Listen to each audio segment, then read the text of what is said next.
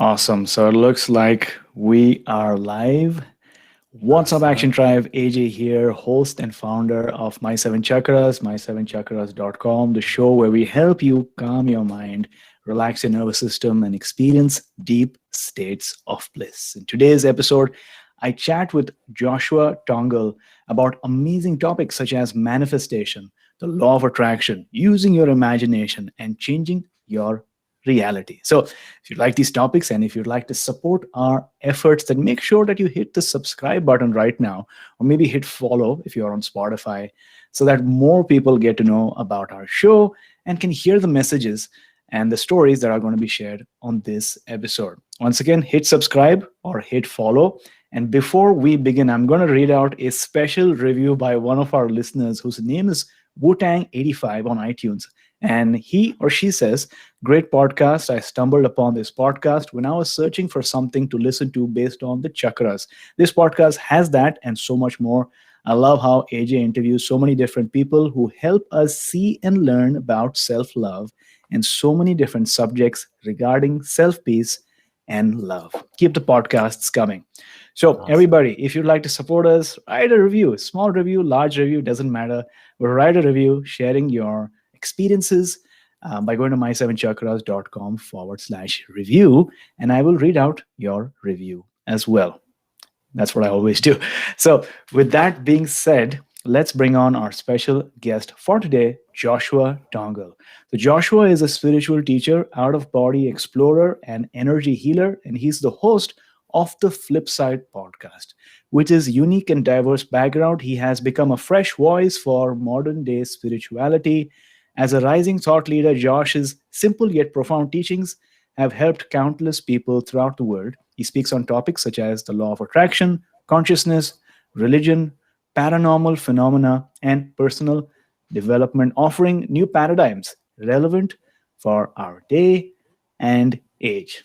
So, Joshua, welcome to our show. Awesome. Nice to meet you, AJ. It's an honor. Appreciate it.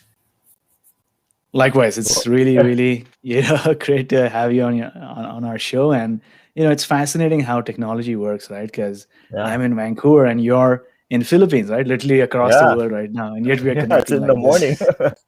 Oh, really? Cool, cool. Yeah, really grateful for you coming on our show. And My pleasure. we usually start these very conversational discussions from the very beginning. So maybe if you can tell me, where were you born and brought up? Yeah, sure. And probably like my religious background too. You want me to share that as well? Absolutely. Okay. Yeah. So I'm here in the Philippines right now, my wife and I. But I was born and raised in California, born and raised in LA, pretty much my whole life. And my background is that at least when it comes to like religion or spirituality, I was actually raised in like a Christian home. But for those of you who are more familiar with like the way Christianity is or religion in general, like there's a bunch of different groups of Christianity. So I was part of the group that you would call like the charismatic kind, because I was part of the churches that believed a lot in like we would call it the supernatural, the miracles, and like all these types of phenomena that typically those that are outside of like Christianity would just say it's like paranormal. So I was part of that type of group, and I believed in it wholeheartedly. And I had, like a lot of experiences when I was a kid. I heard a lot of, like I said, these supernatural stories, hearing about near-death experiences. So I was always fascinated with that ever since I was a little kid. And one of the things that I actually kind of struggled with pretty much most of my childhood, even till I became an adult, was my hands. So if you could see that here, I was actually born like that. And were you familiar with that, AJ? I was not familiar with that, Oh, but there you it's go. So wonderful to hear a story. That's all. there's a Yeah, surprise for you for your show. yeah, yeah, yeah, Yeah, yeah. so if you could imagine, bro. So if I grew up in a church that believed in healing a lot, like we emphasize healing, Mm, and when I was a kid, I was teased a lot, mm, unfortunately, right? Because it's just sometimes kids could be cruel, but at the same time, adults could be cruel too. You know what I'm mm, saying? And so I struggle with it. I struggle a lot with insecurity. And because I was raised in a church that emphasized so much about healing and supernatural, I wanted to be healed, obviously, because I was being made fun of a lot. And so I would like cry myself to sleep many nights, asking God to heal me. Like, I'm like, all right, I'll wake up with two hands tomorrow, God, like things like that. Just like a very innocent kid just asking for help. And long story short, like I would through to what you would call like miracle crusades. So these are like were the famous healers at the time. So this is back in like the 90s, especially. I went to all those things, and I just nothing really happened when I would ask for prayer or ask for healing, and but I still believed in all the stuff that I was taught because I was just like a simple kid, who didn't really question much. And then when I was 17 years old, I'm just really trying to condense this part of my life. I was actually the most famous healer was in town in California. So I told all my friends who are not Christian, I'm like, hey guys, I'm gonna go to this crusade and I'm gonna come back with 2 hands. So it's like a really bold statement, right? Because obviously I wanted to be healed, but at the same time, I also wanted to let my friends believe in my faith, to see like the power of God, right? That's the kind of language that we use. And unfortunately, at that time, I was disappointed because and I was so discouraged, and that pretty much became a turning point for me, where I became what you would call like a skeptic. Not a skeptic in the sense of like doubting all religion, but a skeptic of all things supernatural, all things paranormal. So I became not just a skeptic, actually became you would call like a hardcore critic, like an aggressive critic, because I really thought that all these guys that I watched on television when I was a kid, those guys are like, put your hands on the television screen and God's going to release healing and anointing. They were all charlatans to me, like all of them for the most part. If they weren't charlatans and if they were sincere, because I did meet some people that did seem like they're good people, but they believed in this stuff. I just thought that they were delusional, honestly, because a lot of times I grew up within my context of, they were very anti-intellectual and it turned me off. And so for 8 years, AJ, I became not just a skeptic, but a hardcore critic of all these things. So I would actually speak out against it to everybody that was actually willing, not even just willing to listen, but I challenged a lot of people, because of my pain and because of my experiences of just thinking like, oh man, yeah, growing up, I go to church and we talked about the supernatural, but I don't even really think we saw anything supernatural except people falling down and speaking in tongues, and like, you could kind of like make that stuff up, right? And they're like shaking on the floor and like, oh, that looks kind of like cultish now. Like, was I part of like a cultic group? And so I started to filter all these years, like just started to see everything in a different way. And like I said, I would even speak at different churches and debate with people. I would speak against these things. So during this 8-year period, AJ, surprisingly, it's crazy, but being a guy that was like anti-healing, if you ever mention healing, I'll roll my eyes. Even to my family, it was just a very annoying topic for me. Then I got sick, and then I got injured, and the irony of it all, and that really threw me off because I still, of course, trying to be an open-minded person, or I'm, trying to sound like one back in the day. I'm like, yeah, I believe God can heal, but in reality, like I was just relying upon like the doctors, right, in medicine. So what happened to me was that I'm a breakdancer. Despite my hand, I could do it, bro, since I was a little kid. That's been a passion of mine since I was in elementary school. And when I was at a party, I was battling some guy at a party. I was dancing, and when I got up and did my little moves, and all that, I injured my back. And it's crazy. I never had any back problems my whole life, AJ. And it just everything below my waist got numb and heavy, and then I eventually found out I had a herniated disc, and I suffered from something called sciatica. Knew nothing about this, at this time. This was back in 2005, right? And so it hurt like hell, and I literally can say it was like excruciating pain. So for those people who don't know what happens when you have sciatica, so basically the discs in my spine were being crushed, and it would like bulge out. It would like a slip disc, they would call it, and it would touch the nerve, and it would shoot down from my back to my butt all the way down to my feet. So every morning it felt like I was stepping on a bunch of needles. Like it was just a weirdest feeling. And then when I lie down, it hurts like hell. If I sneeze, it hurts. If I laugh, it hurts, and I laugh a lot. Just like any type of thing, I would just like be walking at school, and I would literally, bro, just fall down. Like it would just give out because it's like it just shoots down to my back and my legs and everything, and I would just fall to the ground. Like it was that weird and embarrassing. And then not too long after that, it's crazy, but it was like at the similar time, I had a very extreme like pain in my chest that I thought at the time was like a heart attack.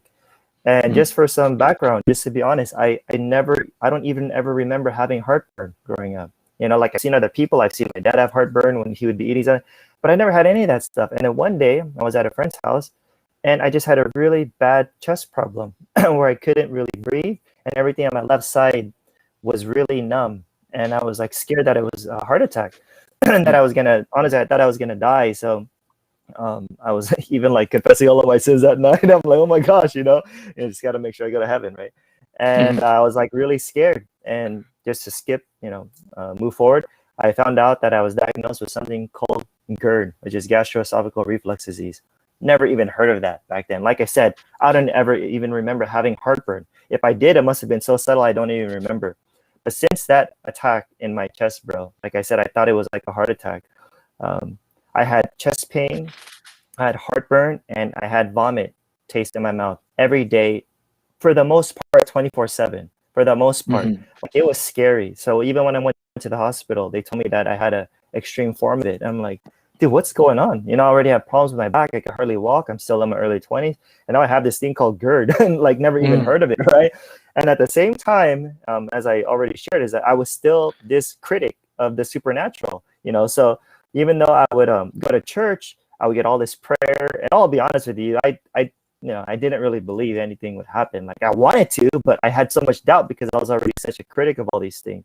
So I just got worse and worse and worse, and I took medication. I got physical therapy. I did acupuncture. A lot of my Asian friends are like, "Dude, acupuncture works." I'm like, "It didn't work." I did all that stuff, and I just got worse. Believe it or not, didn't even make me better. I got worse. And like I said, I had so many prayers from everybody, and I got worse. So of course, at that time, I was questioning so much, especially because I was a pastor at that time, and I would be asking God, like, why is this happening to me? And then around 2006, about a year later, I met a guy named William Beeson, and this literally became like, this totally changed my life, bro, because this guy had a healing that was the most impressive, what we would call a miracle, that I've ever heard in my life, right? Because you could imagine me, bro, as a skeptic, as a critic for 8 years, I've heard all the miracle stories. Like I said, I'd be like, come on, please, if this was happening, it should be all over the news, and so, but I hear this guy who basically ruptured his disc in his spine, got ruptured. He had 5 surgeries, had to get 2 more, which was a total of 7, was bedridden 22 hours a day, was about to get one of his legs amputated. And, he's this really big guy who was bedridden, who became super scrawny and skinny because he was bedridden. And they just call this guy like a modern day Job. And Job in the Bible, for those who don't know, is just a guy who suffered a lot, right? And so they call this guy like a modern day Job. So he went through hell. To summarize his story, he has an out-of-body experience and was completely healed. And he brought in like the medical records and the documentation from like UCLA, Germany. He was a very monotone guy, not trying to be like this dynamic speaker to persuade us, but like I was just listening to him. I'm like, man, this guy sounds legit. And I was suffering so much physically at that time. So I was like kind of open again. Like, if this is true, like I want to be healed too, because I've been suffering for so long. And just to kind of fast forward again, I started to reinvestigate the topic of healing again after 8 years, where my desire to be healed, even for my hand, came back, right? But also obviously for my pain. And so now I was filtering everything through this new lens of real openness, right? Because like I said, I thought I was like just exposing all these guys, that I knew everybody was a fraud. But then I found out that there was a group of other people who were anti these quote unquote supernatural things, just like me, but they became believers. So I started looking into those guys. I started traveling, going to these conferences, reading all the books that I could find on healing and paranormal phenomena. And then I started to experience those things. And and then thankfully I was able to heal myself. And so, bro, it's like completely gone. Just as that, like that, bro. I used to take so many 7, 8 pills a day, just be like knocked out in class, in school, at university, and it's gone. And my back's totally good, bro. Like totally. So you could imagine a guy who I couldn't even carry like a backpack with a lot back in the day. Like, you give me a book, I'll like cry because it just hurts my spine. And now it's like totally normal. I carry a bag like every day here in the Philippines. 15 years ago, AJ. So that literally changed my life. And so when that phase of my life happened, obviously I went and go home with that. And I started telling everybody about my healing story. Like, no, this is real. I'm not a skeptic anymore. Right. So I started doing that. I passionate that. And then so when I look back now, AJ, I did believe in manifestation, but we didn't call it law of attraction back then, Mhm. because for us Christians, that's like woo woo new age stuff back then, right? Mhm. I would stick with like Christianity, like charismatic, quote unquote supernatural Christianity. So I was doing all those things. I was doing healing events, conferences, and all that. But we didn't call it paranormal phenomenal. We just the word supernatural, right? And Okay. then I started to explore outside of because of certain having, and just started to look Mhm. at reality, meeting people who are not Christian, who were amazing people, who had who just had dim beliefs in me. Started reading more books, like I said. Then I started to expand my understand life, and like look at these other guys who are doing healing. They all can all say that they're all demonic, you know. These guys doing Mhm. qigong and quantum and quantum that and energy healing, and I just realized, well, like what a bubble I was in, and Mhm. so I started exploring those things, started moving away from my mentalist beliefs, which was pretty tough at that time because I was a missionary for several years. So that's why I actually Philippines a missionary, and that's when I started questioning my faith. And so I still Mm. believe, you know, in God, in source, but my fundamentalist beliefs about like, no, you got to believe this or you're going to go to hell, even if you're sincere, like that, those are my beliefs before. Just started Right. kind of go out the door because just started seeing people who, I just didn't like my fundamentalist beliefs were. And I also started experiencing out of body stuff, out of body travel that were involuntary. So I mean, it's like I Mhm. didn't like choose it, but then eventually, just like with anything, my personality, once I got a taste of that, I went all in with out of body experience.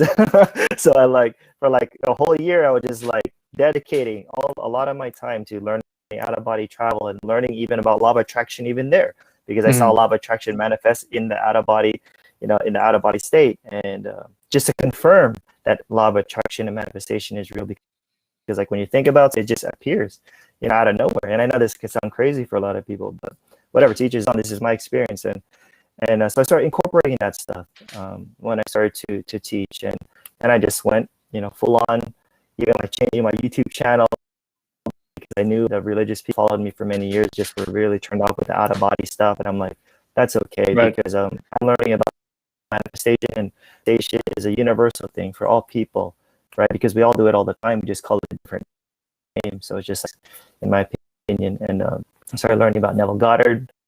Had no clue who Neville Goddard was until like years ago, and realized, oh, I've been actually using Neville Goddard's principles without even knowing who Neville Goddard was.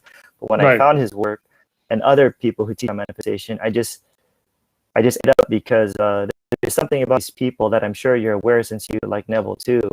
There's just something special about him that I just love. You could just hear it in his voice, even when you hear his lectures. Like there's this sincerity, and there's this realness. Like, this is a real, who doesn't like try to over spiritualize, but they just seem legit. And I've seen it work in my own life. But I could just stop there, bro, because I'm doing all the talking.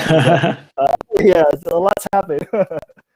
Amazing, amazing. By the way, for people who are listening right now, are you able to hear Oh, it's good. Joshua's That's nice. voice? Because some people were able to were noticing some issues. Let us know right now. Are you able to hear my voice? Because we're having a great conversation over here, so we want to make sure that the transmission is going through correctly. And thanks, Joshua, for sharing all of that information, all of that wisdom, all about your story, which I think is very powerful.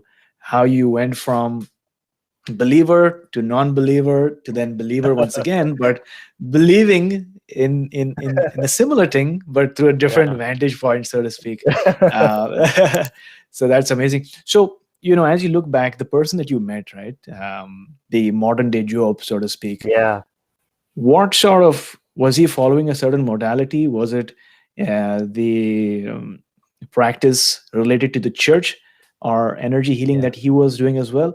Yeah. What So was he doing? so Willie was actually his background is Christianity, but at that time, Okay. like kind of like a charismatic kind of like one, but he wasn't serious about it. That's why when he had all this prayer and he just kept getting worse and worse and worse, he didn't really believe it. But his family did, Ah. right? Especially his wife. So what happened to him was that he was invited to go to a healing service at this one church in California, and he just said, I'll just go there just for the sake of my wife, because he just wanted to die, right? You could imagine this guy's bedridden 22 hours a day and lost his business and everything. And when he was at this healing church, there was a Korean guy. He was like a healer and doing healing and praying for Willie. Next thing you know, Willie sees this bright light out of nowhere, and he hears a voice say, "You're not gonna die today." And when he heard that voice, he's like, it wasn't a Korean guy, because like a Korean guy has a really thick accent, but he saw this bright light, and he said, "You're not gonna die today."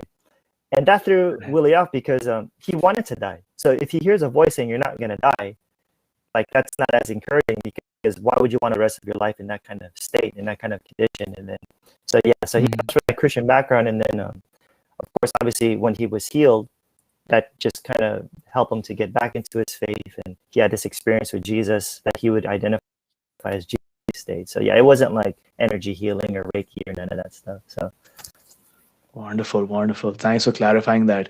Now, Sure. so how did you discover Neville Goddard? What is that story like? Where did that happen? Yeah, so this was a while back. So like I said, I was familiar with his name. So I guess when I started learning like law of attraction itself, like reading books called Law of Attraction, right? Because like I said, I've been practicing law of attraction for years, since I was, that's charismatic Christianity taught.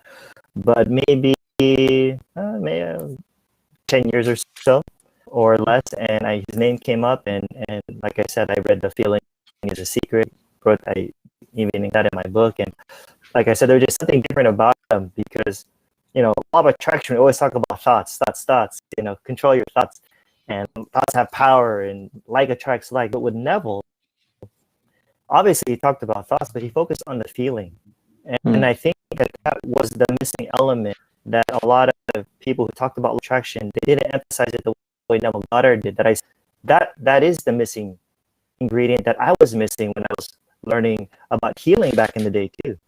Because back in the day, I would always talk about, when you believe, you gotta believe like hard. It's like, now that I think about, why did I even say believe hard? What does that even mean?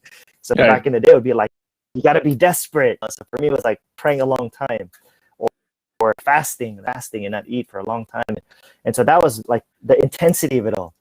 And many times, instead of I would just think about how you got to stay positive, but then I didn't think of the word feeling. It just didn't really, come into my mind when I thought about manifestation. Like, oh, you got to feel it.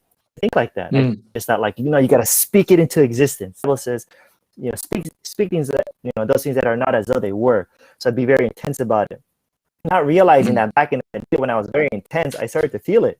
But imagine if someone just kind of point blank said, no, you got to feel it. Then I would have been calm and just learned how to feel calm. But back in the day, I always thought I had to be intense about it, right? And pray and get on my knees and show God how serious I am. So when I heard Neville, it was really gold, because he kept things so simple. And like I said, which is why I dedicated like a whole series on my YouTube to get. Obviously, it's really gaining.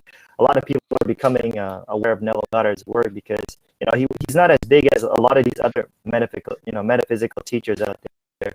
But I did think he deserves more of an audience, because like this guy's amazing. So. Oh, absolutely. I totally agree as well. I feel that Neville, although he was, writing his stuff and creating his stuff so many years back, I think 1940s or something, or maybe 1950s, but his message was so direct. It was, no sort of, illusions or indirect communication, which tends to happen a lot in the law of attraction space, right? You don't have this clear, direct messaging in terms of what you need to focus on, what you need to do.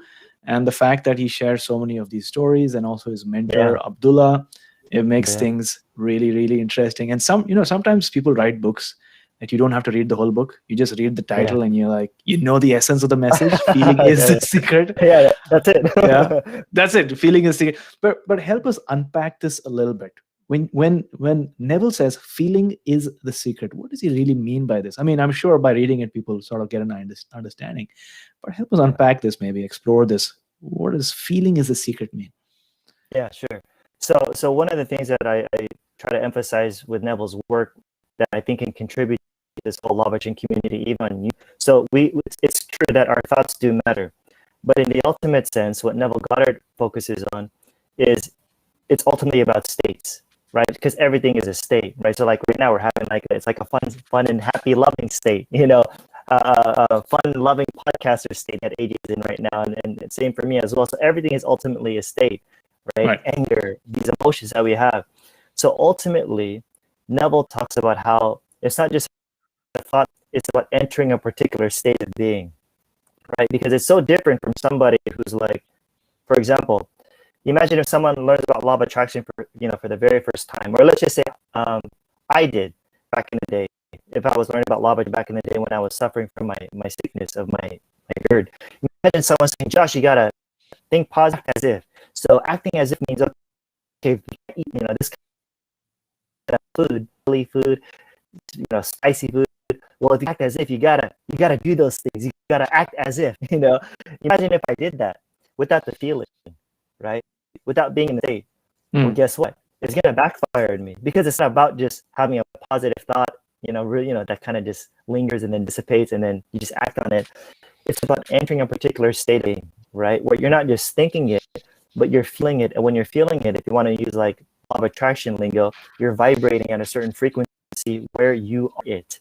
So that's where Neville does make that distinction between thinking of your desire and thinking from your desire. So I think a lot of people got to thinking of your desire down, where just think about, oh, I want to be rich. So they'll think about money. So they'll think about how much money they want and this and that. But it's funny because they're thinking about it, but they're not thinking from that state of. So for example, if I'm sharing to a person about like they're struggling with money, just say, don't worry about it, dude. Everything's okay. God will take care of you. Universe will take care of you. You're good. I'm like, yeah, I believe that. I'm good. I'm like, all right, let's go split. Let's go watch a movie or something. They're like, no, I'm good. I'll bad.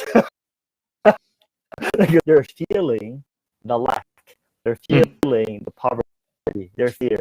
And so they could say, oh yeah, I'm rich, I'm prospering, all these affirmations, and they're telling you what they're worth.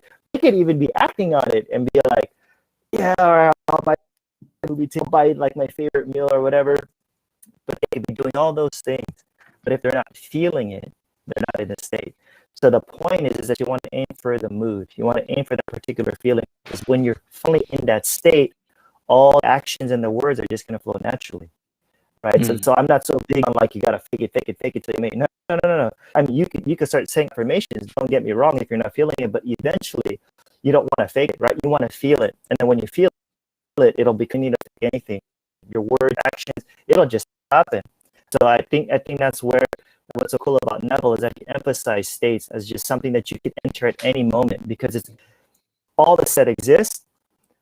Everything that you quote unquote need, it's already done. Right? He says creation is finished. It's already in you. So if you're feeling poor right now, if you're struggling with money right now, guess what? Wealth already exists within you. All you got to do is, and your imagination is God. That's the language that he uses. Imagination is God. You just got to think of all these states are like rooms that are within you. Enter the room that you want. If it's the state of healing or the state of wealth, go inside of that room and occupy it with your imagination, where you create some sort of scenery, some imaginal scene, where it becomes so real to you that it takes on the tones of reality. I love his language. It's just this beautiful language he uses.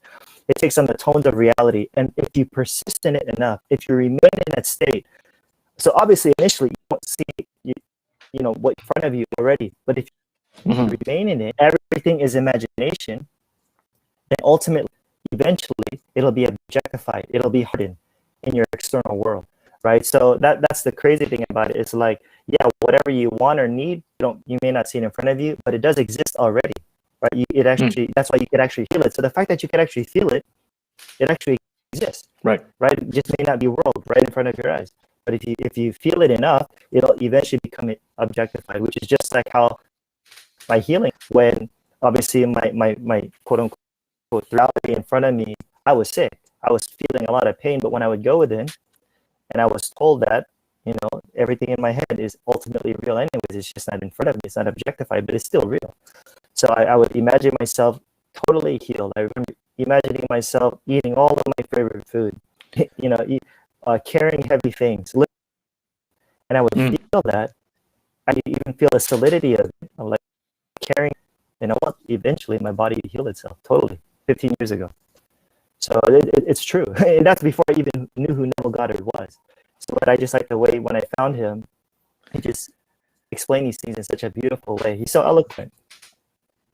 Yeah, he's very eloquent. And for somebody who's listening right now or watching right now and you're enjoying this conversation, make sure that you hit the share button, because in doing so, you share it to a group or maybe you share it to a page. You get more people to join in this amazing conversation that we're having right now about manifestation as well as Neville Goddard's work. And Joshua, what I like about Neville is that he has these principles and this direct way of communicating something so profound, like you said, right? Thinking of it versus thinking from it. And listeners, this is like very subtle. So, pay attention. Thinking of something is good, but it's a little weak. It's not as strong as thinking from something, right? The more you ponder upon it and inquire upon it, the more you realize that there's a nuance, there's a difference. Like if you want to, manifest a home in a different city, let's say you live in San Francisco right now and you want a home in Los Angeles, either you can be in San Francisco and think of having a home sometime in the near future at Los Angeles, or you can be in Los Angeles and look back at your current place, your older, smaller home in San Francisco, and it's going to be more real for you. And I love that you shared all of this. That the key is in generating that feelings. But sometimes, Joshua, as you might agree, it becomes hard to generate that feeling from within. Any clues, any suggestions in terms of how can we make that feeling very vivid, very real, and as if we're already there? Because some people imagine through their visualization, some people can sense it, some people know it, some people can smell it, right? So what are your thoughts around this? How can we make our imagination or this feeling really vivid and real, and maybe get goosebumps? So what I tell people, messages from people say, Josh, I don't know how to imagine and this and that, and I get it. Everyone's kind of different. Some are like auditory, some visual, right? Some people are more feeling.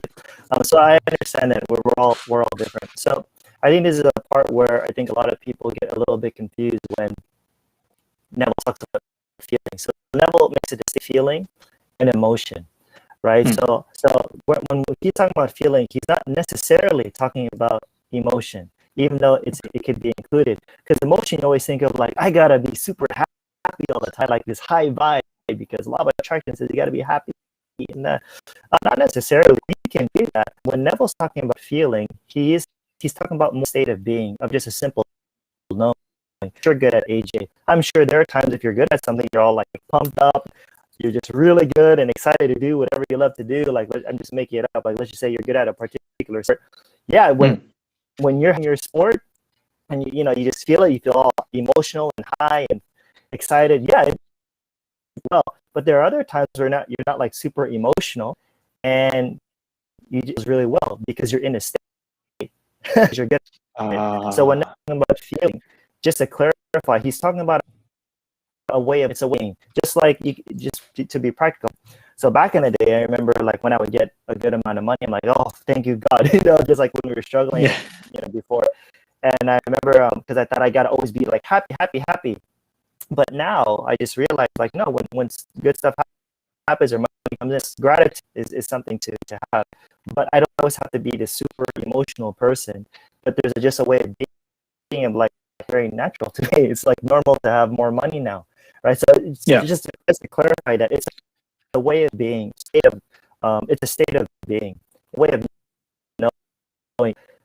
When it comes to the way we could imagine, I think this is where another thing people can trip up as well, because like I said, it's not always about creating some sort of vivid scene, right? Because if everything is imagination, I think even before we had this interview, I don't think you literally imagined every single detail in your head vividly right before it came on. I mean, you could do that, but we imagine all the time, right? And sometimes we're not always as focused. And like when people, Josh, I'm like, well, how did you type that comment? You gotta imagine typing the comment to me.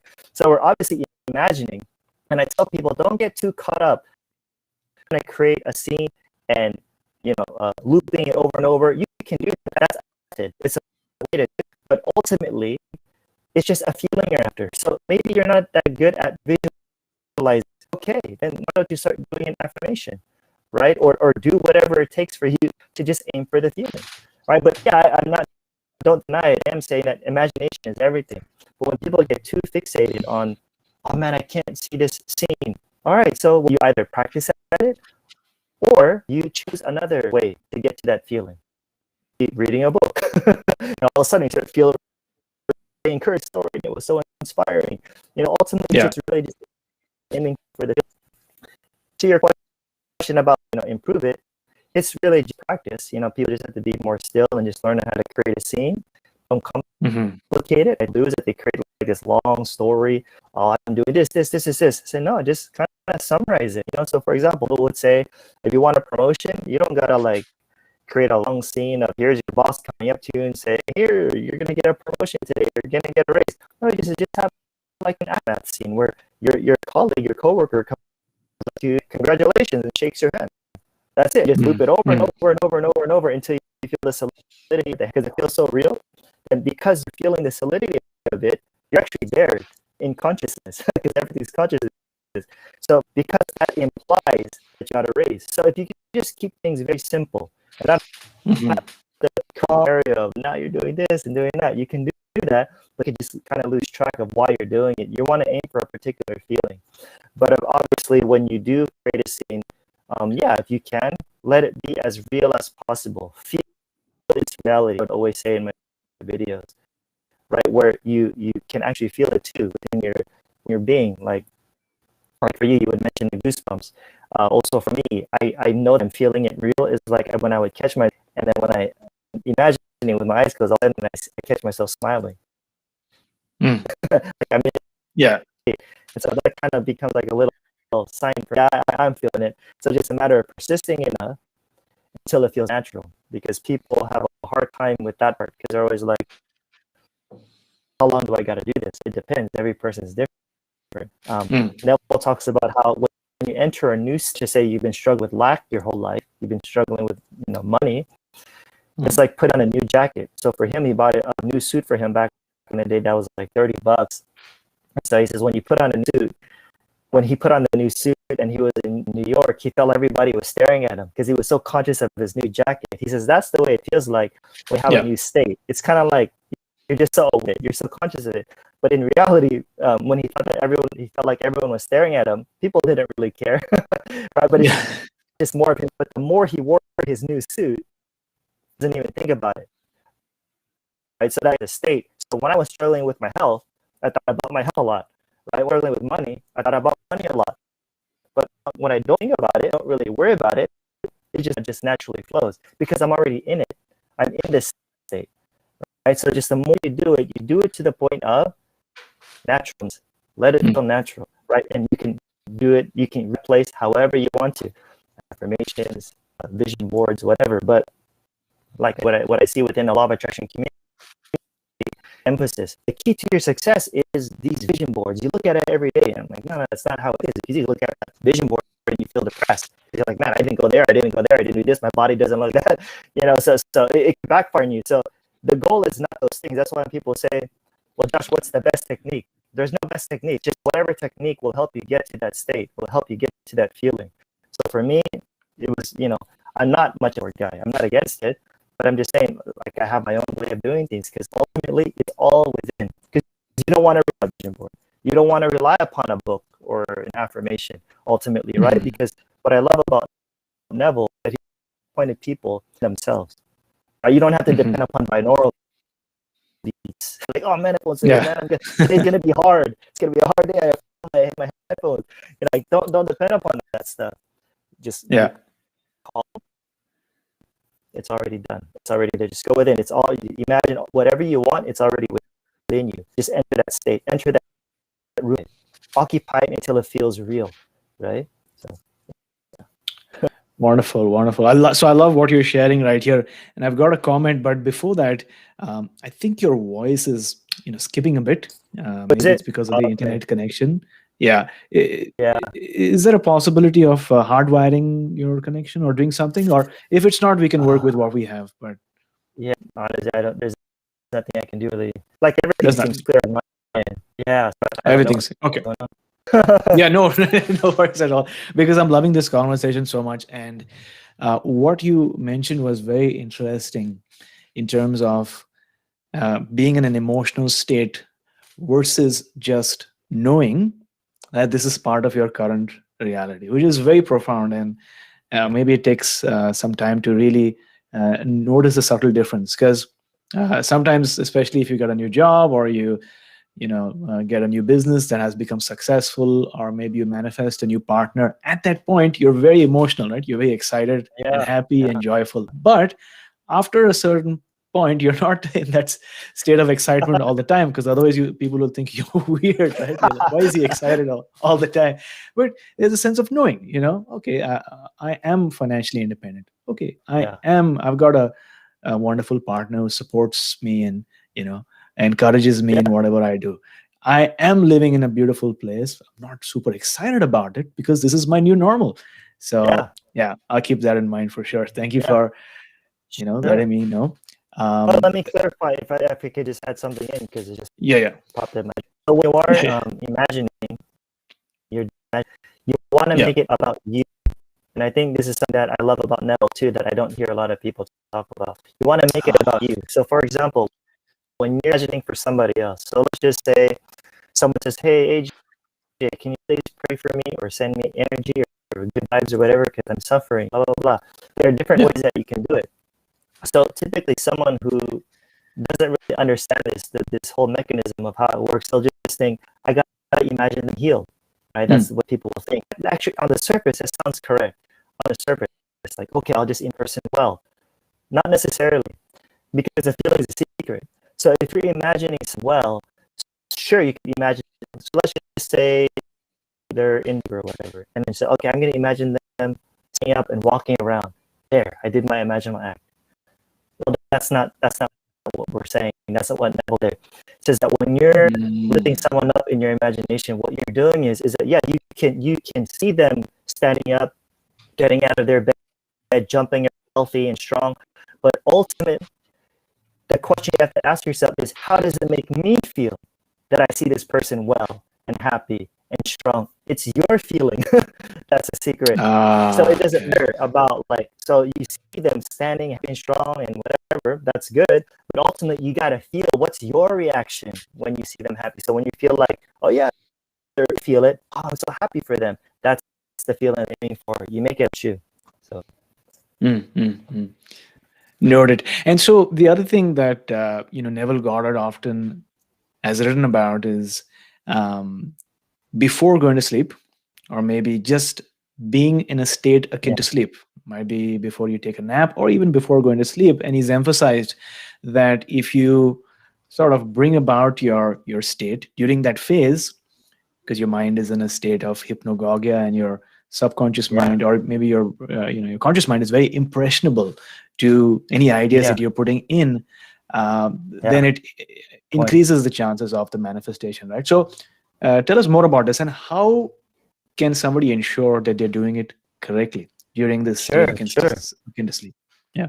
So you're outside age. So that time of like the hypnagogic state, like that time when you're about to out, right? So you're kind of have a wake and have a sleep. That time is Yeah. prime.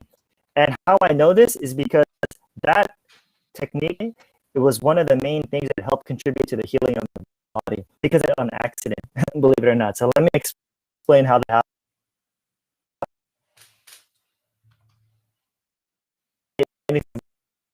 And I did believe that at that time as Sorry, a can you Christian can too, you say that again? that you got to. Sorry, Yeah, we lost you there. We lost you sure, there. sure. No So problem. Yeah, I know there was. Yeah. you were going to So at say, that time, when I was yeah. yeah, sick several years ago, around 15 years ago, I did this technique on accident. Neville Goddard technique. It's called a SATS method, right? Can't just sleep. So it's a Yeah. time of when you're half awake and half asleep, the hip date. And the reason why it's a prime time is because more receptive. Because imagine if you're a skeptic like me, and then you're telling yourself, no, you just gotta imagine and affirm or this and that. You'll be like, come on, man, that's not real. All your conscious mind will be like, come on, And so, but when you're doing it as you're going to bed, you're a lot more receptive. You're not argumentative, right? And Mm. so when I did this on accident, around 15 years ago, when I didn't even know about Neville Goddard or the SATS method. Like I said, what happened? Oops. Lose. I think we lost Joshua for a minute. Yeah, I think he's gonna sign back in. Let's give him a few minutes. Hey, Joshua. I was like, oh, where'd you go? The frequencies are very high right now. I think people Cool. are enjoying this conversation. Please go ahead. All right, so you can still hear me? We're good? Yeah. All right, cool. Yeah, so I guess just to repeat myself. So there was a church down the street from my house that was a 24-hour prayer. So when I was in college and I was suffering from my sickness and my injury, I would go there like past midnight, right? So I'd be there like at 1 or 2 in the morning, and I would see like people like on their knees praying. I'm like, man, these are hardcore.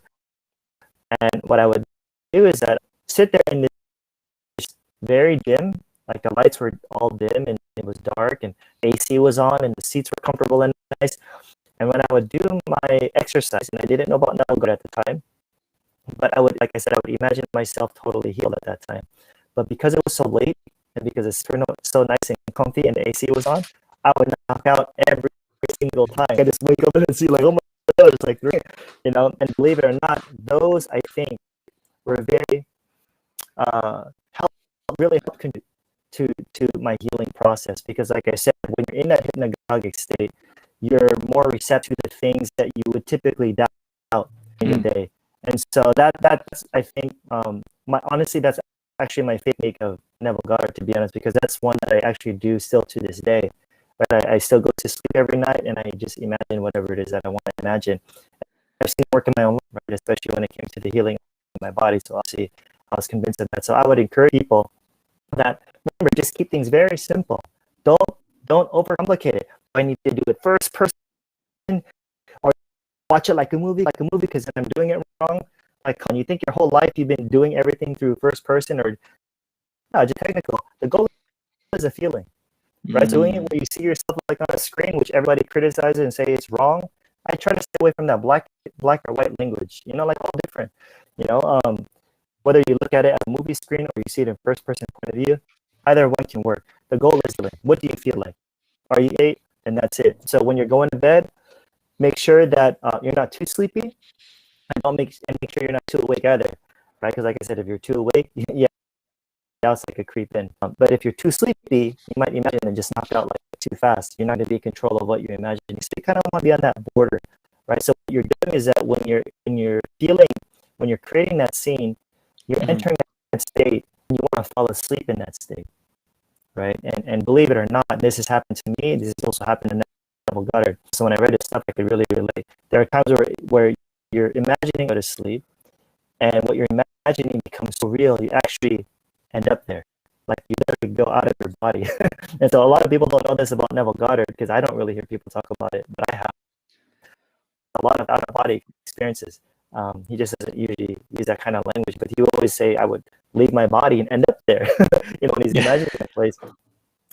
So that's how real it can be, because that everything is real. But what's happening right now, when you go at night and you dream, it's not just a dream. That is all a dream. So even this right now, this is a dream. Because to Neville, it's all imagination. That's just another side of quote unquote reality. So to get to answer your question, just keep things simple. Have a short scene. Do it too sleepy, and when you're not too awake, and just fall asleep in that state, right? And then see what happens. It's very, very true. And Action Tribe and listeners, if you're listening to this right now, this is some really profound information, and it's fascinating how Neville Goddard knew about this back in those days, 60, 70 years back, when there wasn't that much science available to validate what he was saying. But if you look at it scientifically also, the last 30 minutes or 40 minutes before you go to sleep is a very, very powerful time, because your brain is very impressionable. Now, it works in good ways. If you put positive intentions, your chances of manifestation increases. But also on the contrary, if you watch horror films and all negative news, then you're going to manifest right negative things. So really be aware and careful about what you're watching and consuming during the last 35, 40, 40 minutes. And so if you look at children, the reason why they say children's brains are very malleable, very impressionable, is because their brains are usually vibrating in a state of hypnagogia more amount of times during the day. But after the age of 7, our brains, it vibrates at a different frequency. So for us to have that childlike essence, to be able to absorb these ideas, we need to take advantage of that last 30, 40 minutes, but make sure, you're not consuming any negative media, because that's going to, negatively affect your manifestation. And I love that you mentioned that everything is a dream. Everything is a dream. That's so true. It's very profound. And the deeper you go into this spiritual journey, the more you realize how true this is. And, I've not shared this with you, but I lost my mom, just about 10 days back. And obviously it's, it's a hard thing to go through for anybody. But I just had this intuition. I had this knowing deep within that all of us are enjoying this beautiful collective dream together. It's like we're on a yoga retreat, just doing shavasana and, sleeping and enjoying this collective dream. And my mom, or whoever is departed recently, they have woken up from the dream and they are in the other room making coffee or doing something else. And while we're like, wait, where did mom go? And it doesn't make sense from our vantage point, but from a wider perspective, like you mentioned, it's all a dream. So that's, it's not just that I think it is, but I know it without a shadow of a doubt. So thanks for confirming this. Sure. Yeah. My condolences, by the way. Yeah. It's nice to see your spirit, Trace. Absolutely, brother. Absolutely. So Neville shares a technique also. One thing we're discussing about how we can influence something in the future. But let's say things have happened, months have passed, years have passed, and there's some event or maybe some circumstance or something happened in the past that is constantly catching your attention, right? And it's affecting your state of being. And he talks about revision. So can you talk to us a bit about revision and how powerful it is? Sure. Yeah. So Noel talks about the revision technique, right? And that's actually one of his favorite technique, we want to call it that. And so he talks about how you can change the past, and that sounds pretty well like you can change the past. And and he gives a lot of stories about on how I've done it as well. So basically, what Neville says is that remember, everything is a state of consciousness. So even what you're feeling right in a particular state, your current state is actually affected by your past, right? And your current state now is going to affect your future. So if you had a bad experience, it doesn't even have to be a bad experience, but just an experience that you just want to change, you can actually revise it. When you revise your past, it's going to affect your present. And if it affects your present, it's going to affect your future. So one way to look at it is just like, for example, one of the stories that I could remember where he shared was a lady who had a back injury 39 years, almost 40 years, if you could imagine. Right. And I love sharing this story because, when people come to me, asking for help, or even when it comes to healing, you hear someone suffering for almost 40 years, that almost sounds very improbable, very unlikely for them to get better. You could just hear that way, like, man, they've had that for a long time. It's way more than just a mind over matter problem, right? Yeah. But then she learned about the revision technique. And so what happened to this lady is that she was around 3 or 4 years old. She fell off a swing and she messed up her back. She learned about this revision technique, and what did she do? Just revise, because everything exists at the same time. All states exist. She started to imagine the time she was on the swing. She was swinging just fine. And what she did was that she imagined herself getting off of the swing, landing on her feet perfectly normal. And she just looped it over and over and over. Long story short with that, she just was totally healed. The pain was gone, right? After 40 years, which is crazy. So obviously, if her past changed, and it's all conscious, this is all malleable, right? Because when you look at it from people who always want to be like science, sure, it just depends what kind of science, but if it's really unlikely for something like that to change. But if reality is a lot more malleable, it could change, it could shift, right? You could have this quantum leap from this to this. This lady was able to change what affected her present moment, which was no more back pain. Another story was a lady who ended up burning her head, I believe, because she spilled hot water. And so the pain was so bad. She wanted to do the technique when she was lying down on the couch. But it was so bad, like it was hard for her to focus because she could feel the burn. She should have even gone to the hospital. It was that bad.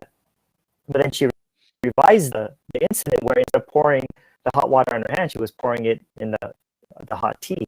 And she just looped it over and over and over. And then it just disappeared. Right? And there's a lot of stories like this where just like literally disappeared, or even scars disappeared. There are stories like that. And so it's a wild thing where you don't have to change it from bad to good, right? Because a lot of people think, I just want to change all the bad stuff. You don't have to do that. It could just be something where you just want to change because something was okay. Like, let's just say your business did okay today. Early today, the sales weren't that great. That wasn't bad, but it wasn't as great as I wanted. So I'll make it not just from bad to good, from good to great, or from good to better. Right? So you can do it with anything. You could have a conversation with someone, or let's just say the conversation went sour, it went ill.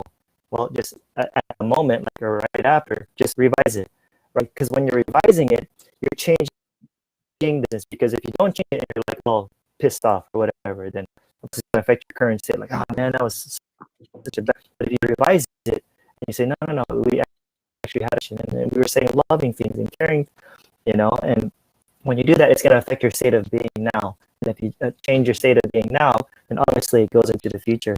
And that's one of the things where, like to use the phrase, you're believing things in, right? You're believing things in. Your beliefs matter. So you got to change your past to change your present. When you change your present, your future changes. Wonderful. That is some really, really good information that I'm sure our listeners can apply in their own lives. Because when you think about the past, right? A lot of people say, don't think about the past, right? Can't control anything of the past, right? You're only going to get stressed out, depressed, and you'll feel bad about it, because especially if it's a negative incident that happened in the past, you're going to think about it with no ability to influence it. But what you and Neville had said is that, you can actually go in the past and revise the experience, change your state, and that's through the fabric of time is going to change some sequence of events. Yeah, it's wild. Affecting your present reality, right? It's wild. Yeah. It's crazy. And we don't. It just shows that there are certain things that happen that are based on principles or theories that we don't quite understand right now, or we don't know how this works. So there's so many things about the universe that we don't know. Yeah. But and the other thing that I think Neville mentioned is that you don't attract what you do. In other words, just your actions, but you attract who you are. Right? And he often used to write about the concept, the self concept, right? So what is your understanding of the self concept, and how can somebody go about changing their self concept? Because that seems like a really hard thing to do, right? Yeah. So like just using Neville's language, it's always about just assumption. So that's something I didn't mention, but so we hear about law of attraction. Let's just use the word law of assumption. So you're assuming the state, you're becoming the person. So that's why I would always ask the question, who do you want to be in this world, right? So you could ask, like, what do you want, but who do you want to be? So that's more of like an identity thing. It's something like, you can have more money, but that's cool, but why not just aim for the state of a wealthy person? Right.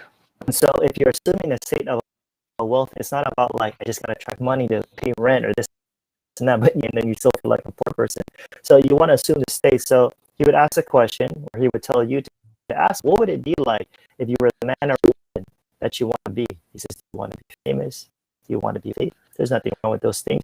So you'll be that person. Like, you're not just a person who did one podcast. You're AJ the podcaster.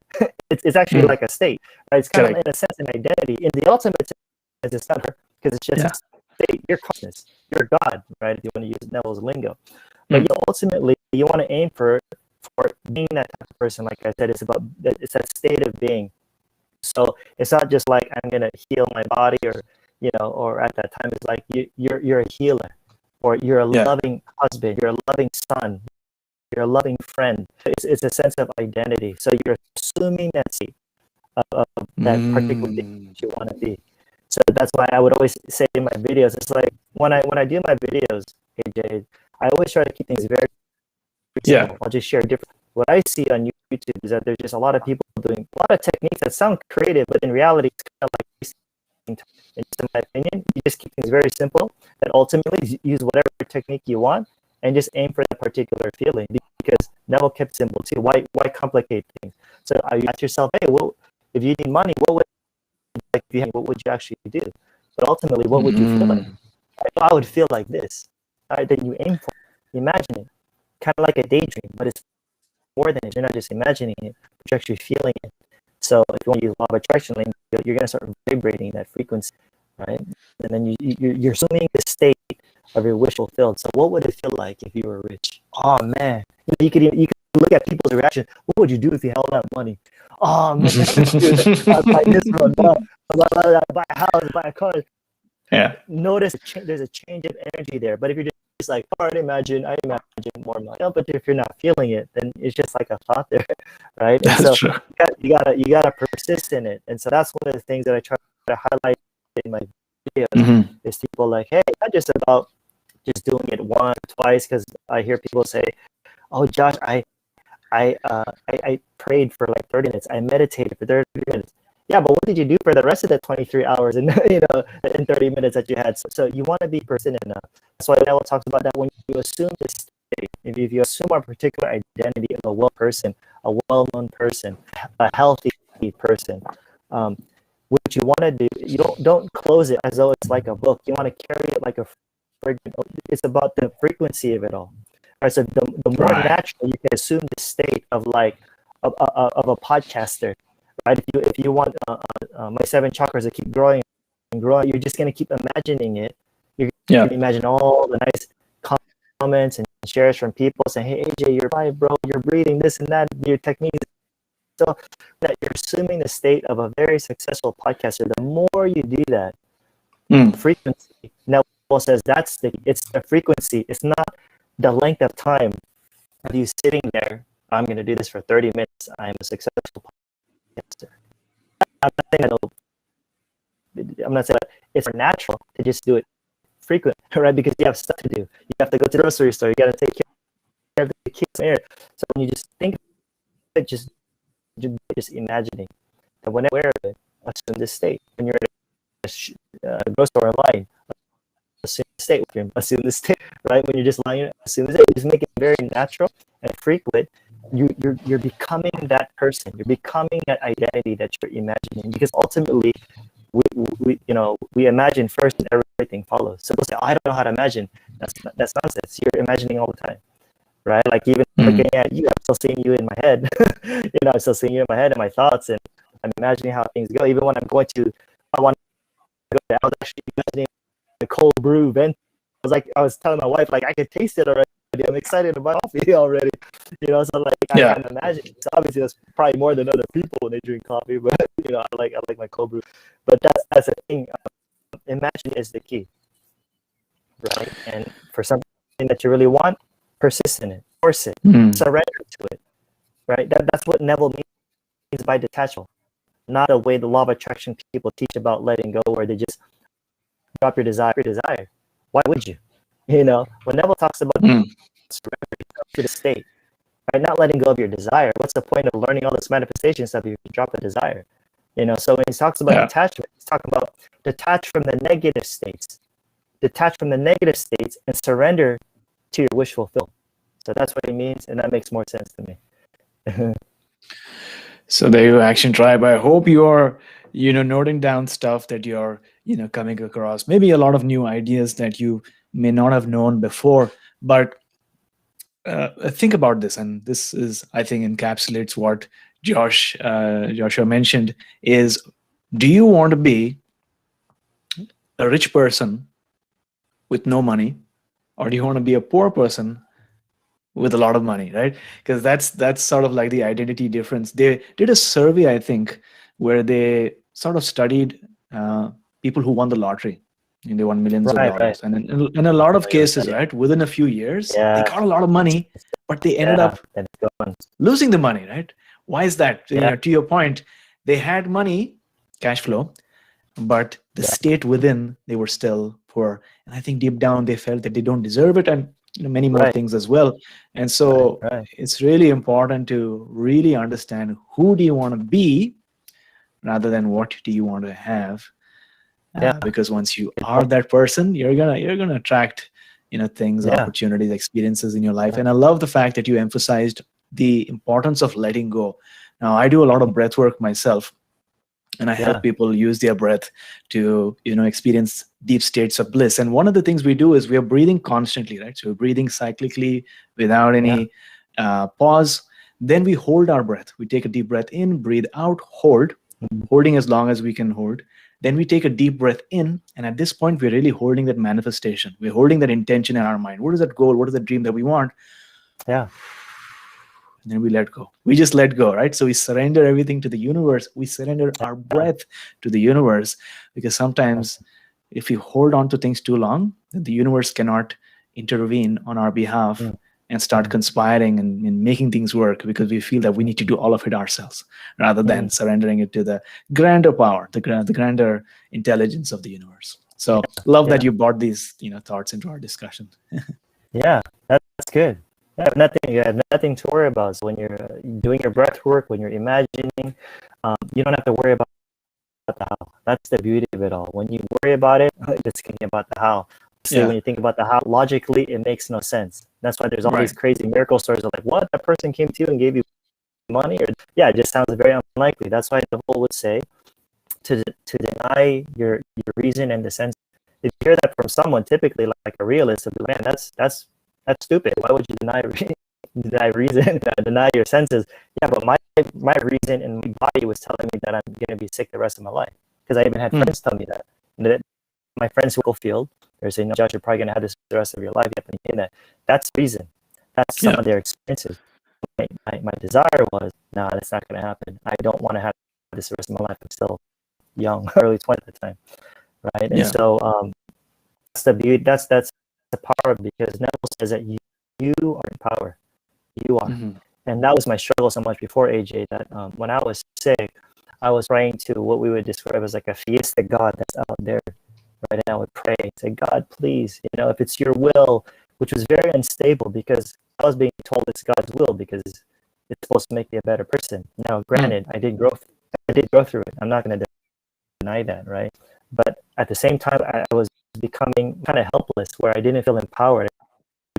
Or like, if it's your will, and then like, what can I do? I like this stuff. But then when I was learning, like, gosh, it's really on you to decide. It's a Hmm. choice. You don't have to worry about the how, because it seems very impossible. Let God care of that, right? Higher yourself, whatever you want to call it. You just have to believe. And if you could see it, and you kill it. Boom, give it time. It'll be objective, and your higher self, like his father, higher self, so you don't gotta worry about it. And so you'll have all these crazy stories of how just things will work out. It's amazing. It is like a magical life. You know what I'm saying? So It is a magical life, and I think even Neville speaks about always coming back to gratitude, right? It's like mhm. gratitude also is the key to manifestation, because you Yeah, feel grateful. You can either feel grateful for something that you already have in the physical reality, or you can feel grateful for something that you want to manifest and feel yeah, like it's always yours. good Thank you, point. thank you, thank you. Appreciate, Good appreciate, point. appreciate. Love it, love Yeah, it. Actually, yeah, it's amazing. Yeah, yeah, yeah. yeah. So you can't go wrong with that. So if people want to learn how to manifest, a lot of nice, just have gratitude. Joseph Murphy talks about that, the Right. thank you method, or we just thank you, Father. I mean, that's one of the things that I remind myself every single day, is just a heart of gratitude. So, bro, 15 years, I'm healed. There's not a day goes by when I'm not grateful for my healing. Not a day goes by. I think about it all in the sense because of fear of sickness again, but just like knowing that I this before. So it's kind of like a technique. Indirectly, I'm not planning on it, but it's indirect is a technique of Neville called "I remember when." And so Mm. I do remember when I was sick. It's like a memory from the distant past. So in combination, A heart of gratitude, just knowing on how law of action works. If like is like, and I'm vibrating that frequency of just thankfulness and gratitude, oh man, yeah, more gonna keep coming because like attracts likes. You can't. Beautiful. And it's just all a matter of interpretation of because reality is reality, whatever you see. But what are you going to focus on? And whatever you're going to focus on, you're going to see, because our world is a mirror. And if you're going to be pointing out all the quote unquote bad stuff that you claim about, right? The world is a mirror. It reflects that all the positive life is for the air that I can breathe, right? As you were talking about, I get to wake up this, I'm not buried. The world is mirror because it's going to start reflecting your emotional state, right? So that's the thing. The world is neutral, the universal. So if you life's hard, life's bad, people are bad, you know what the world's going to say? Okay. It's going to start to there's a jerk on the street, the road, and then when you say no, life's beautiful, the universe is supportive, right? And the universe will say, okay, because it's neutral. And the world is so you are the operating power. You will start to see the things that are reflecting your emotional state. Why Neville says that you and everyone is a world pushed out. Right? So the circumstances you're in, it's reflecting. And so that's the whole other topic. What is your definition of the fourth dimension? And how does it interact or relate to our 3D plane or our 3D space over here? If you can help us explore that a bit. Yeah, sure. The fourth dimension, pretty much, I mean, you could say that there are many, just that we could stick with fourth dimension. Everything exists. So in this 3D world, there are some things that you don't see. But when you start going, looking within yourself, within your imagination, you're actually just tapping into that dimension. That it sounds all like sciencey and all that stuff, but in reality, it just kind of matches up with this thing already. That what you want done. Say you're due at the end of the month. Let's just say you're struggling with that. Believe it or not, you could go and fourth dimension, enter in your imagination. Your rent's already done. It's not paid for. All you got to do is occupy its state of how would it feel like that your rent's for. Like that fourth dimension is just basically you're just thinking about where all the states are existing, that you could enter into at any time. I'm just trying to keep it simple. Yeah. Yeah, it sort of makes sense also, even from the standpoint of physics, quantum physics, because just like the Big Bang, everything that had to be created has already been created. And that's what Neville also says, right? Everything that needs to be made exists. Yeah. Creation is finished, right? It's in a different dimension, maybe, different reality. You just got to call it towards you or bring it towards you. Yeah. What people like to use now, lingo that I hear people like to talk about parallel realities, right? And so you can use that lingo. Neville likes to talk about the fourth dimension or out of this world, things like that. To me, it's just physics. But yeah, so just look at it this way, like whatever it already exists in another dimension, so to speak. So like I said, with your imagination, if everything is imagination, all you got to do is move into that state in your imagination. It already, and then assume it until it takes on the tone of reality. Then somehow, some way, it'll be objectified in your third dimensional world, right? So it's pretty wild, but it's so let's just say, right, if you're whatever cancer, then you can see that in a parallel version of yourself. There's a healthy, happy person that's in that state. And when you start to move into that way of being, you're to be objectified in your physical body somehow. I mean, it's wild. Exactly how everything's under the hood, but I don't know how to try to start to some degree. The deep mechanics of a lot of other who playing in my life. So that's why Neville talks about how when you assume state, when you assume the feeling of the wish fulfilled, you get the people play the roles in order for you to come to fulfillment. It's wild. It's like a play in a way. You're going to play certain roles. You need the money or challenging. You need to do part of your your process. Mm. Yeah, that's very true. And and thanks for clarifying that. So let's say a person, understands this and wants to, implement this in their own life, and maybe they, define what they want. They get into a state. They create that state or that feeling in the fourth dimension, maybe in a parallel reality or in their imagination. Yeah. But sometimes what happens if your current reality or your surrounding might be telling you a different story, right? So how does a person go about dealing with their current reality while holding that state of manifestation? How do you ignore or reject, your surroundings, so to speak? Yeah. So for example, even me back in the day when Yeah. I'm like doing my imaginal act and I'm like, oh, my back, it still hurts though. So this is where now Paula talks and try not to harbor too much on persistence. I don't want to treat it like it's just gonna be like a really draining job, So Yeah. when I'm saying persistent, it's just saying forward. It's gonna happen. So if you understand that this actually works, it's gonna be worth it. But if we're pushed, right? But I gotta persist. There might be a lot of doubt that's probably creeping in, and so that's why I try to empathize. Hey, whatever you're real, right? Like so I asked you, do you? So when do you touch inside? Do you want to expand the money? Do you want to have your body? And this is what do you. So I say a lot of that actions in my videos because I want them to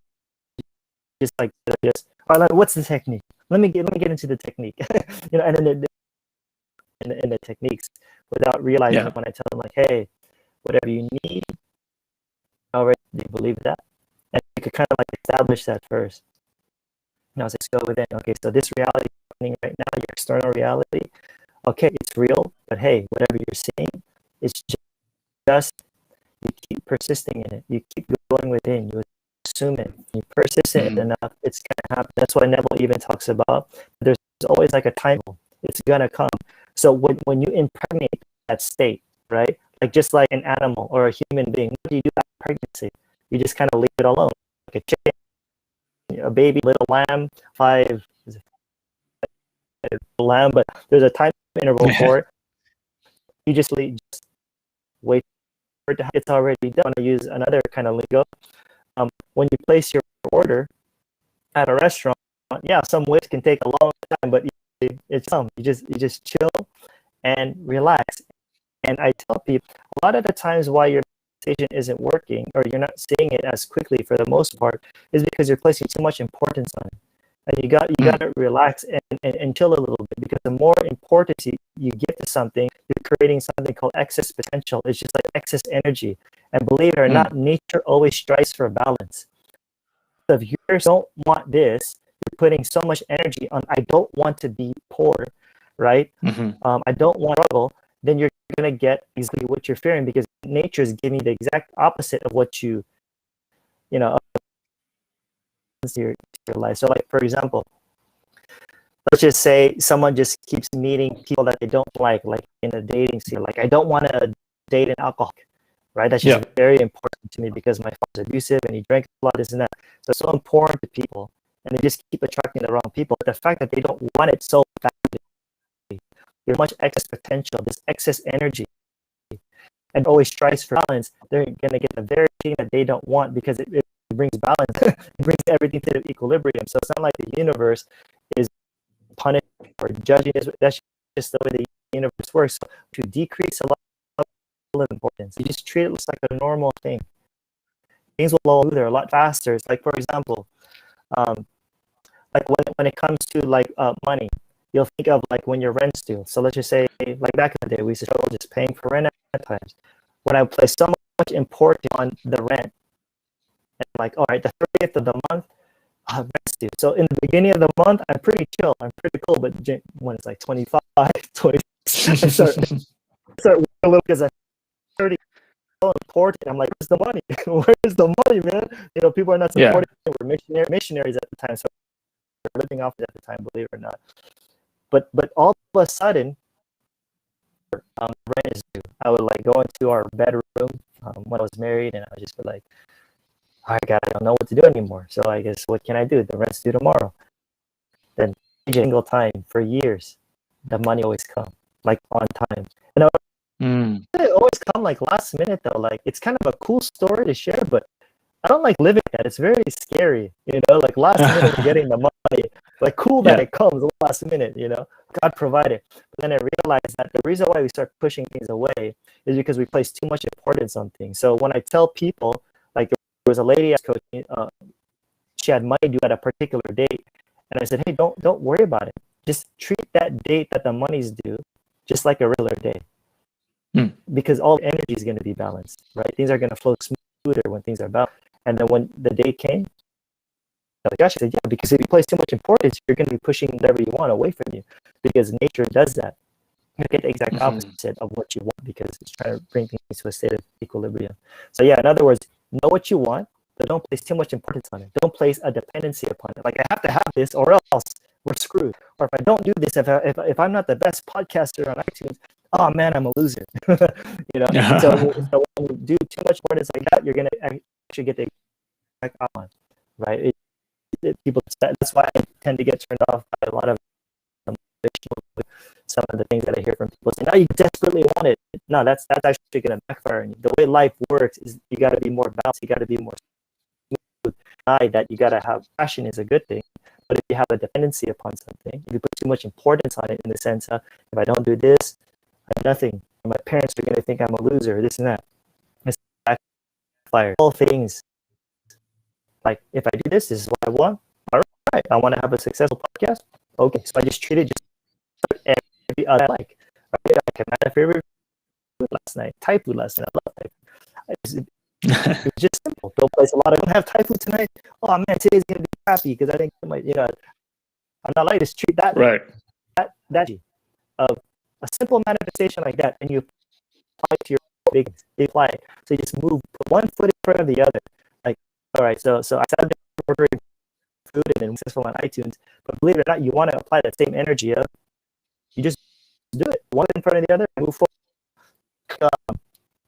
Like when you're going to a bus stop, right? And then let's just think about, oh man, should I go? If I go to the bus, what if the bus comes? Don't worry about it. Just put one foot in front of the other. Go to the bus stop. You just keep it simple, be calm and chill. Use it. Just apply it to your quote unquote big manifestation. Things will flow a lot smoother, possibly even faster. That helps you too much. Yeah, of course that helps, and thanks for sharing all these tips, all these techniques, and these approaches to manifesting a new life and a better life, and bringing our dreams to reality. And I'm sure that our listeners are taking note right now. Action Tribe, I hope you enjoyed our interview so far and are now thinking of ways that you can apply these techniques in your life. If there's one thing for sure, it's that if you want to make a big change in the world around you, then you need to start within. Everything begins within, with a single thought, with an emotion, an intention, and a feeling. Because if you hold this state, this subtle feeling will then harden into fact, and the people around you, the people that were around you and still are around you, will call it destiny. And that's probably why Abraham Hicks once put, the amount of time it takes to get from where you are to where you want to be is only the amount of time it takes you to change the vibration within you. Instant manifestation could be yours if you could instantly change your vibration. Good point. Joshua, before we end this interview, is there one book that you would like to recommend for our listeners today? Yeah, I remember I was telling you about this, like what's my favorite book or this, that. The thing is, because I love to think, it's hard for me to nail it down. Because we're on the topic of Neville so much, I just say anything Neville Goddard to be. There's one, and just him, reading his as well. He just speaks in a beautiful language. It may sound a little bit religious to some people, but he just kind of, if it doesn't bother you too much. I think he's poetic, the way he writes, that he speaks, and like I said, he's simple to me. Like some of the writings, and very simple. And I've something like the feeling is great. And if I could recommend another one, it's another series I'm doing on this called it uses a little bit more modern language, and that's another one that I can honestly say has really impacted my life as well. And because it's very thorough, with just under how so anything and reality transurfing by Body New Zealand, I'd recommend those two. Those are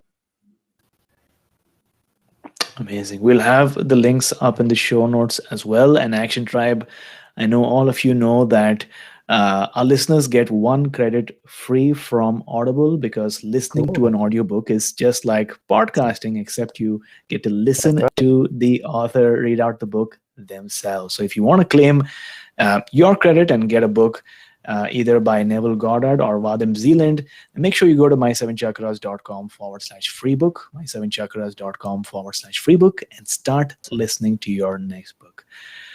So, Joshua, thank you so much for connecting with me today. It's really nice to speak with you and connect with you, even though we are on different corners of the world right now. It felt as if we were, in the same room. For listeners who enjoyed this episode, take a screenshot of your screen right now and tag both of us so that we can connect with you. I'm at my7chakras, and Joshua, you're also on Instagram, right? At Joshua Tongol. Yeah, just my name. Yeah, cool. So you just tag us. We love to connect with all of our listeners. Before we go, what is one thing that you're grateful for, and how can we find you online? Oh man, honestly, I'm just thankful. I know it sounds so simple. I'm just thankful for life, to be honest. It's funny, but we were just at the store just last night, and when my wife was in the store, I was just outside, and it just kind of hit me last night. And when she came out of this, my wife, I said, we're so grateful for life. Like, look at what we're able to do, and the things we're able to buy, struggling, and we're living here wherever we want. It's like, I'm just really thankful for life, AJ, and just this opportunity just to hear and meet you and hear a little bit about you and just hear my story. And I'm just feeling really blessed about everything, man. Just a lot, just about life. And you can find me at my website, which is joshuatongol.com, and I have a YouTube channel, podcast, and just name and then my stuff will pop up there. But just to you, a great job. I was listening to some of your episodes in preparation. I want to hear more of this guy. You have a good heart. You have a good and a nice vision, and it's cool. Like the different people that you're getting. So more power to you. Much success to met you. So yeah, thanks again. It's been a pleasure. Thank you, bro. And also, I love your work. Everyone, please go to Joshua's YouTube channel. He's got an amazing YouTube channel by his name. So just go to YouTube, search for Joshua Tongol, and you'll easily find all of his videos. Right? He goes into depth about the different aspects and the different nuances and the different techniques and methods that you can use to learn more about manifestation, law of attraction, and all these different things. So it's really, really synchronistic that we connected, and I enjoyed our chat today. Same here. So thanks for joining me on my show, talking to us about manifestation and the law of attraction, and taking us one step closer to a human revolution. Awesome. Thank you, AJ. Thanks.